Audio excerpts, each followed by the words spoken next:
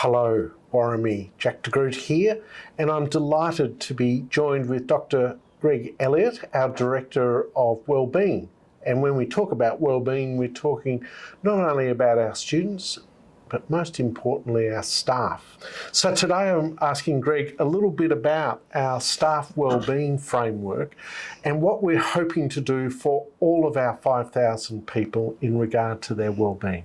Thanks, Jack. I think back about my time in schools and acknowledge that our work is cyclic, and the levels of stress that come with the work tend to follow cycles as well. And I think we've always taken staff wellbeing very, very seriously, and we know that without great teachers and support staff, administration staff, without having really healthy people in all of those roles, then ultimately student learning is going to suffer. And so what we've done, certainly since the creation of the Wellbeing Directorate, is to say, how do we make a statement about that that's meaningful and then useful to our people? So that's what we're about to do. Great. And what's in the staff wellbeing framework? Well, there's two parts to it. There's the policy. And so the policy is a statement from us as a leadership team and as a diocese that says looking after our people is very important and helping people to look after themselves is very important. So that overarching statement. And then flowing out of that is the framework. And the framework has 5 themes, 5 ways that we can work together, both at a system level, at a school and team level, and individual staff members themselves, to really think deeply about what healthy work can look like. And it starts with an acknowledgement that it's a shared responsibility, that we are individually the most powerful agents for our own well-being. And then how do we express that through engaging with others? How do we innovate in our work to make sure that our work is sustainable and sensible? How do we value and recognise excellence in our school levels and at a system level? And for leaders in particular, what can leaders do to make sure that they're leading their schools and their teams in a way that is really healthy and that keeps people feeling welcomed and safe and purposeful every day when they come to work? That's wonderful.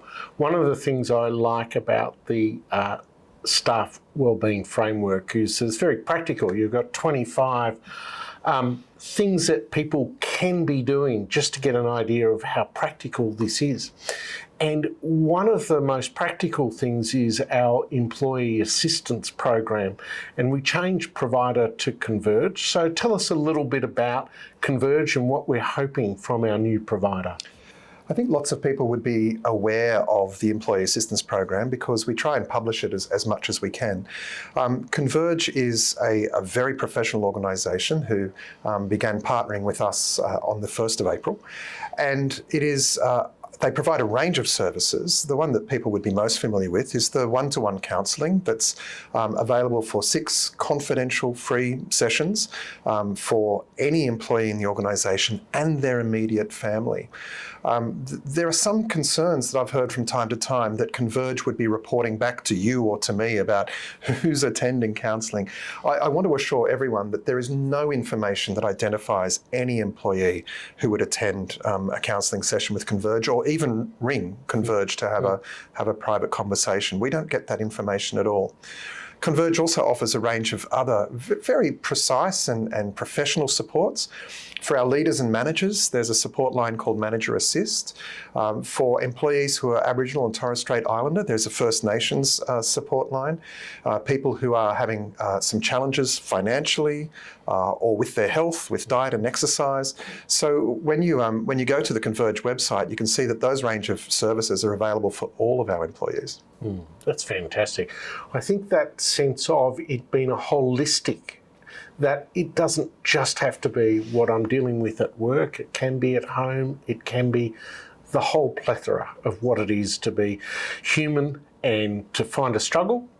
But the other great thing about our wellbeing framework is that it's also celebratory of what is achieved every day in our classrooms, in that pursuit of the care of the person in that child before us, and most importantly in this conversation about one another, our collegial commitment for the wellbeing of all within our staff grouping. So thanks, Greg, for leading this work. Pleasure.